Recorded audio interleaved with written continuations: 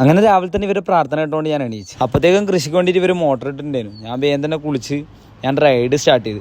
ഏകദേശം ഒരു 7 കിലോമീറ്റർ പോയവരുണ്ട്. ഇടത് സൈഡിൽ നിന്ന് തന്നെ ചായ കുടിക്കാൻ വേണ്ടി വിളിക്കുന്നത്. എന്നാൽ പിന്നെ ചായ കുടിക്കാമെന്ന് വെച്ചാൽ ഞാൻ ചായയും കുടിച്ച് ആടുന്ന് ഇറങ്ങി. പിന്നെ നോക്കുമ്പോൾ ഒരു ബോർഡ് ഉണ്ട്, ജമ്മുവിലേക്ക് ഇനി വെറും 102 കിലോമീറ്ററേ ഉള്ളൂ. അങ്ങനെ വീണ്ടും കുറച്ച് മുമ്പോട്ട് പോയാലാണ് ഞാൻ കുറച്ച് ഗേൾസിനെ കണ്ടത്. കുറേ ആയി ഞാനിത് പറയണമെന്ന് വിചാരിക്കുന്നത്. പഞ്ചാബിലെ ഗേൾസുകളെല്ലാം ഗോതമ്പിൻ്റെ നിറം, നല്ല രസമുണ്ട് കാണാൻ അല്ലേന്. അങ്ങനെ ഏകദേശം ഉച്ചയായി. കുറച്ച് ഫ്രണ്ടോട്ട് പോയവരുണ്ട്. ആർമിക്കാരെ വണ്ടികൾ ഇങ്ങനെ തുരുതുരാന്നിട്ട് പോകുന്നു. അപ്പോൾ കുറേ ആളെല്ലാം എന്നെ നോക്കി കൈ കാണിച്ചിട്ട് അപ്പോൾ ഭയങ്കര സന്തോഷമുണ്ട് എന്നെ അവരെല്ലാം കൈ കാണിക്കുമ്പോൾ.